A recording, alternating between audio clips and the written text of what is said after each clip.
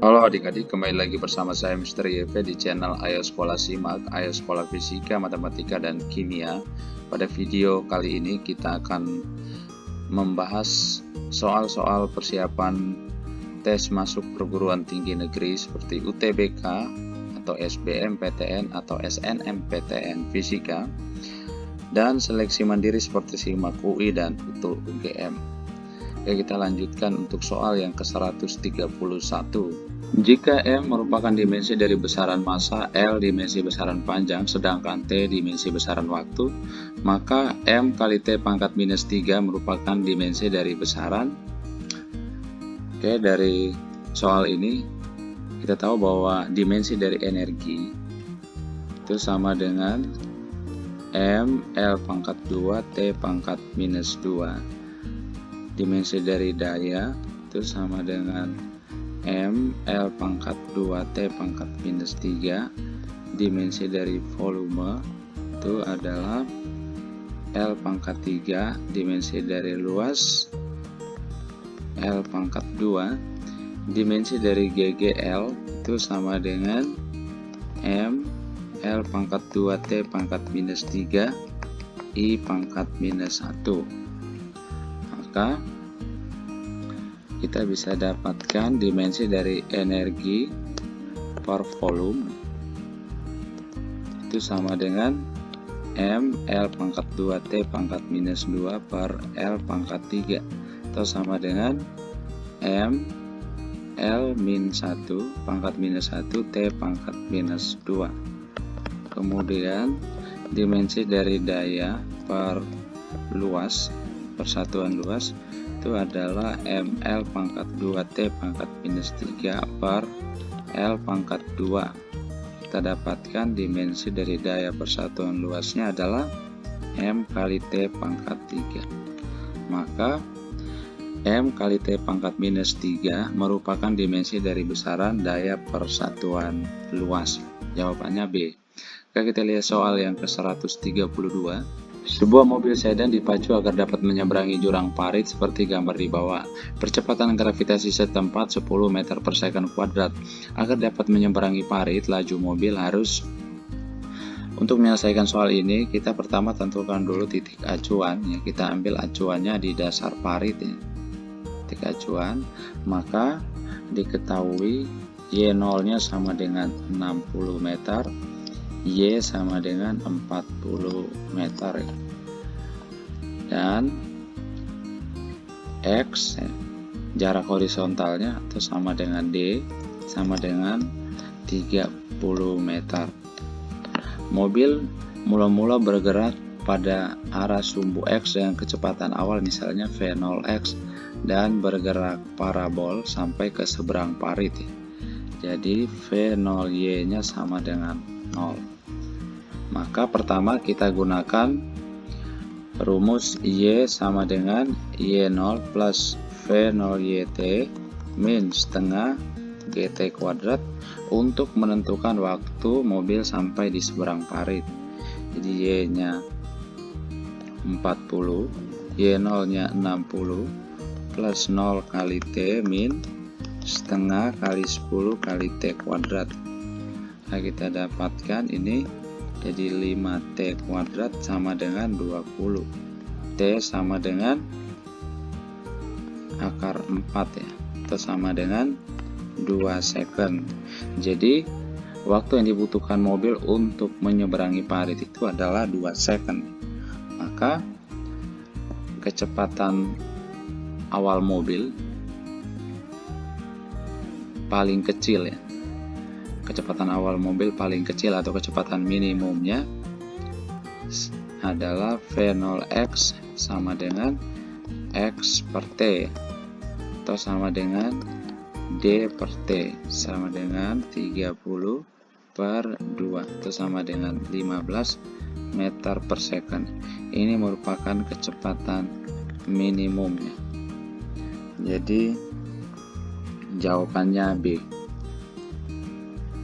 Oke, kita lihat soal yang ke-133. Tiga balok yaitu A, B, dan C, ketiganya bermassa sama dan mula-mula diam di titik asal koordinat X sama dengan 0 meter. Secara bersamaan pada ketiga balok itu diberikan resultan gaya horizontal arah ke kanan.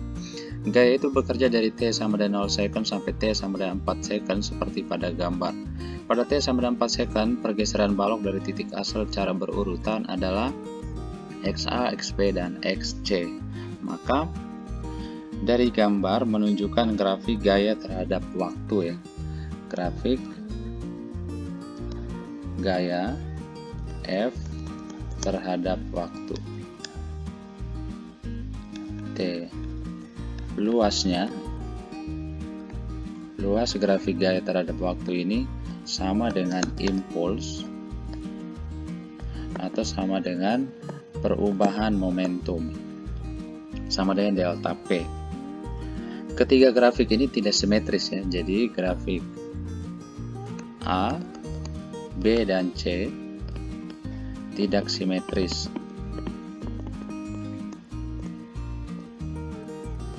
Maka jarak yang ditempuh oleh balok A, B, dan C akan berbeda ya.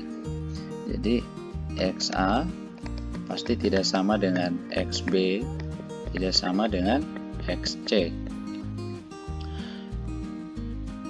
Untuk menentukan berapa jauh ketiga balok ini bergerak ya, berapa jauh jarak yang ditempuh oleh ketiga balok, maka kita cukup mengamati puncak dari grafik F terhadap T. Jika puncaknya semakin ke kiri, maka jarak yang ditempuh semakin besar ya. Maka dari grafik kita dapatkan bahwa XA lebih besar dari XB, lebih besar dari XC, karena puncak pada grafik A lebih di kiri dari grafik B dan grafik C. Jadi jawabannya E. Oke, kita lihat soal yang ke-134. Dua balok A dan B bergerak lurus dengan kelajuan masing-masing PA dan VB dengan VA sama dengan 2 VB. Jika energi kinetik kedua balok itu sama, maka perbandingan besarnya momentum balok A terhadap balok B adalah, pada soal diketahui VA sama dengan 2 VB. Sedangkan energi kinetik balok A sama dengan energi kinetik balok B. Ditanyakan pada soal perbandingan momentum kedua balok yaitu PA banding PB. Karena energi kinetik kedua balok sama, ini kita bisa tuliskan setengah MA VA kuadrat sama dengan setengah MB VB kuadrat. Kita coret setengahnya, kita dapatkan MA kali VA nya kita ganti dengan 2 VB pangkat 2 sama dengan MB kali VB kuadrat. Ini jadi MA kali 4 VB kuadrat sama dengan MB kali VB kuadrat. Kita coret VB kuadratnya, kita dapatkan perbandingan massa balok MA banding MB sama dengan 1/4. Karena momentum ini P sama dengan massa dikali kecepatan, maka PA banding PB itu sama dengan MA VA bagi MB VB. Kita tahu bahwa MA banding MB itu 1/4 dikali dengan VA banding VB. VA banding VB itu sama dengan 2. Maka ini dikali 2. Maka perbandingan momentum kedua balok yaitu PA banding PB sama dengan 1/2. Jadi jawabannya C. Oke, kita lihat soal yang ke-135. Sebuah kawat A dan kawat B digunakan menggantung sebuah silinder kayu peki yang tak bermassa dan dalam keadaan setimbang horizontal. Kedua kawat itu panjangnya sama tetapi luas penampang A 2 kali luas penampang B. Sedangkan modulus yang A 1/8 dari modulus yang B. Sebuah beban bermassa M digantung pada silinder kayu. Jika panjang silinder kayu L, letak beban M agar silinder kayu tetap setimbang horizontal adalah, Karena kedua kawat ini elastik, maka jika sebuah beban M digantung, maka pada kedua kawat bekerja gaya elastik. Ya, arahnya ke atas ya, ini ada FA, ini ada gaya FB. Pada soal diketahui panjang kedua kawat LA sama dengan LB. Sedangkan luas penampang kedua kawat AA sama dengan 2 kali AB. Modulus yang kedua kawat EA hubungannya sama dengan 1/8 EB. Karena kedua kawat tersusun paralel, maka pertambahan panjang delta LA sama dengan delta LB. Karena ini tersusun paralel. Kita selesaikan soal ini dengan menggunakan hubungan E sama dengan tegangan dibagi regangan, atau sama dengan F kali L banding delta L kali A. Atau kita bisa tuliskan F-nya sama dengan E kali A kali delta L banding L. Maka perbandingan gaya kedua kawat FA banding FB kita bisa tuliskan menjadi EA kali AA kali delta LA banding EB kali AB kali delta LB dikali LB per LA. Ini sama dengan EA banding EB nya itu diketahui 1/8 kali AA banding AB nya 2, sedangkan delta LA banding delta LB nya 1 karena sama, LB banding LA juga 1 karena sama. Maka perbandingan FA banding FB itu sama dengan 1/4, atau FB sama dengan 4 kali FA. Jika jarak dari titik kerja gaya FA ke titik kerja berat M, ya, ini berat M, misalnya titik R itu adalah A, ya, misalnya ini A, dan dari titik R ke titik kerja gaya FB itu adalah B, dan kita ambil titik R nya sebagai poros, maka karena dalam keadaan setimbang, resultan torsi yang bekerja pada titik R itu sama dengan 0. Torsi pada titik R disebabkan oleh gaya FA dan FB. Maka kita bisa tuliskan FA dikali A sama dengan FB dikali B. Maka sama dengan FA nya kita bisa tuliskan ini tetap FA kali A sama dengan FB itu 4FA dikali B. Ini kita coret FA nya, kita dapatkan A sama dengan 4B. Karena A tambah B sama dengan L, maka kita masukin nilai A nya 4B plus B sama dengan L, maka B nya sama dengan L per 5, atau A nya sama dengan 4L per 5. Jadi letak beban M agar silinder kayu tetap setimbang horizontal adalah 4/5L dari P. Jadi 4/5L dari ujung P. Jawabannya C. Oke, kita lihat soal yang ke-136. Dalam sebuah wadah tertutup bervolume tetap terdapat N buah molekul gas. Setiap molekul bermassa M dan bergerak dengan laju translasi rata-rata V. Tekanan yang ditimbulkan gas itu ke dinding wadahnya adalah.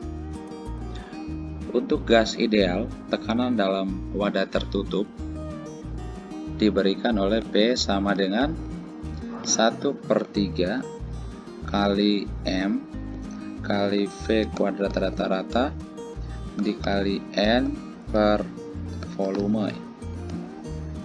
dengan P sama dengan tekanan ya, M itu sama dengan massa molekul ya, massa molekul. Kemudian V kuadrat rata-rata ini merupakan rata-rata kuadrat kelajuan ya, rata-rata kuadrat kelajuan.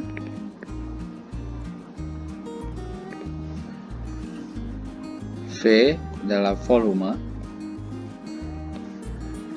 dan N per V merupakan kerapatan molekul ya. Ini N sama dengan jumlah molekul dan N per V itu sama dengan kerapatan molekul. Dari hubungan ini kita bisa simpulkan bahwa tekanan gas ke dinding wadahnya itu sebanding dengan N jumlah molekul, V sebanding dengan M, P sebanding dengan V kuadrat rata-rata ya, atau rata-rata kuadrat kelajuan ya. Maka dari soal ini jawaban yang sesuai adalah D. Jadi berbanding lurus atau sebanding dengan N, M, dan V. Oke, kita lihat soal yang ke-137. Sebuah proyektil ditembakkan dari tanah. 2 detik kemudian posisi proyektil itu 60 meter di atas tanah dan pada jarak horizontal 60 meter dari titik penembakan. Percepatan gravitasi 10 meter per second sedangkan gesekan udara dapat diabaikan. Sejak ditembakkan sampai saat jatuh kembali ke tanah, gerak proyektil itu membutuhkan waktu.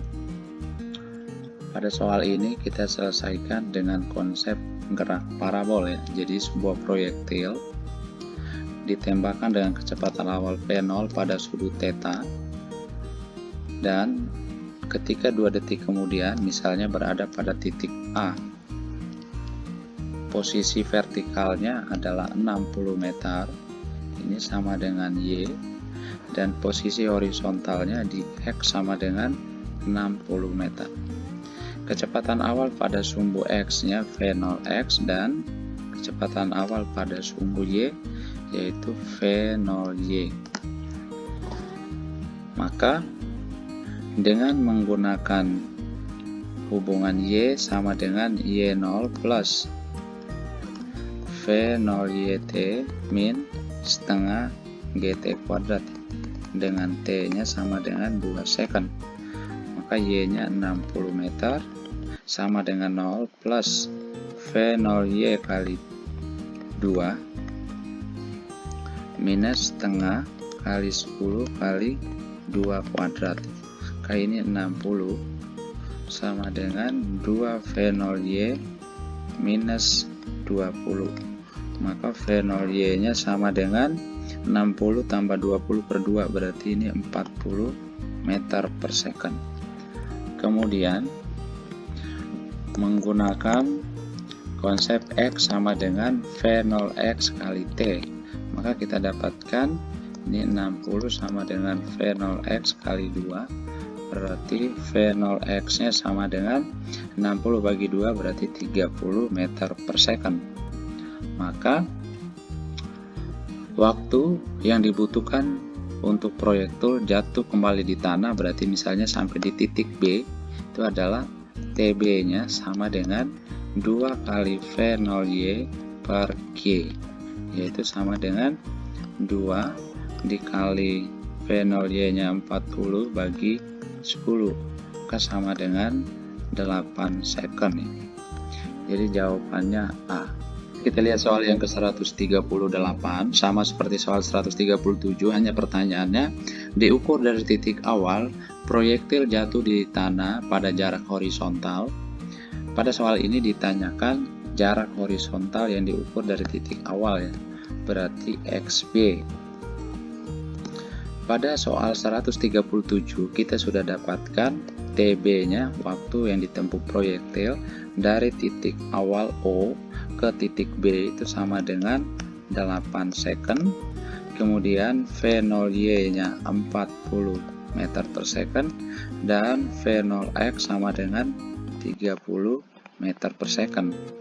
Maka untuk mencari XB-nya ini kita cukup menggunakan XB sama dengan V0X dikali TB, yaitu sama dengan V0X nya 30 meter per second dikali TB nya 8 second, berarti XB nya sama dengan 240 meter. Jawabannya B. Atau XB juga kita bisa cari dengan menggunakan rumus 2V0Y kali V0X bagi G, itu sama dengan 2 kali 40 kali 30 bagi 10, sama saja ini, sama dengan 240 meter. Oke, kita lihat soal yang ke-139. Untuk menyiram halaman, sebuah selang dihubungkan ke keran yang mengalirkan air dengan debit yang tetap. Aliran air di selang dapat dipandang sebagai aliran laminar atau ideal ketika selang dipegang horizontal setinggi H di atas lantai dan ujung selang terbuka penuh. Air dari selang jatuh di lantai pada jarak horizontal D. Jika tinggi selang diturunkan menjadi H/2 sedangkan ujungnya ditutup setengah, jarak mendatar air jatuh di lantai menjadi seperti yang ditunjukkan pada gambar. Misalnya ujung selang berada pada ketinggian H dari tanah atau dari tanaman. Air dengan kecepatan V keluar dari ujung selang dan ujung selang memiliki luas penampang A. Air jatuh atau sampai di tanaman atau di tanah pada jarak horizontal D misalnya. Maka kita tahu bahwa debit air yang keluar dari ujung selang itu diberikan oleh Q sama dengan V dikali dengan A. Kecepatan air yang keluar dari ujung selang dikali dengan luas penampang selang. Dengan V itu sama juga dengan D per T. T itu adalah waktu yang dibutuhkan air sampai di tanaman. Dengan menggunakan hubungan H sama dengan setengah GT kuadrat, kita bisa dapatkan T-nya sama dengan akar 2H per G. Maka V-nya sama dengan D per akar 2H per G. Atau V-nya sama dengan D kali akar G per 2H. Sehingga dari hubungan debit ini dengan kecepatan ini kita bisa tuliskan Q per A sama dengan V atau sama dengan D akar G per 2H. Sehingga jika kita bandingkan Q1 per A1 per Q2 per A2 sama dengan D1 per D2 kali akar dari G per 2H1 per akar G per 2H2. Karena debitnya sama, kita bisa coretkan ini. Kita bisa tulis menjadi A2 per A1 sama dengan D1 per D2 kali coret Y-nya akar H2 per H1. Ingat bahwa H1 sama dengan H, sedangkan H2 nya sama dengan H per 2. A1 sama dengan A, tapi A2 nya sama dengan A per 2. Maka kita dapatkan A per 2 banding A sama dengan D1 nya adalah D, D per D2 akar dari H2 nya H per 2 bagi H, atau sama dengan D per D2 kali akar 1 per 2 ya. Ini kita coret, kita dapatkan 1 per 2 sama dengan D per D2 kali 1 per akar 2 ya. Maka kita dapatkan D2 nya sama dengan D2 nya sama dengan 2D per akar 2 ya. Jadi jawabannya C. Oke, kita lihat soal yang ke 140. Sebuah bejana berisi air setengah dari volumenya. Bejana beserta air ditimbang di neraca. Hasil pembacaan skala neraca menunjukkan bejana beserta air beratnya W. Kemudian sebuah bola besi digantung terbenam seluruhnya di dalam air tanpa menyentuh dasar bejana dan tidak menyebabkan air tumpah dari bejana. Pembacaan pada skala neraca adalah dengan menggunakan konsep hukum Archimedes, yaitu jika sebuah benda dicelupkan ke dalam zat cair, maka benda tersebut akan memperoleh gaya ke atas yang disebut gaya apung sebesar berat zat cair yang dipindahkan. Jadi, jika bola besi dimasukkan ke dalam bejana yang berisi air ini, maka pembacaan pada skala neraca akan bertambah, tetapi pertambahannya itu sebesar berat air yang dipindahkan oleh bola besi. Jadi jawabannya E.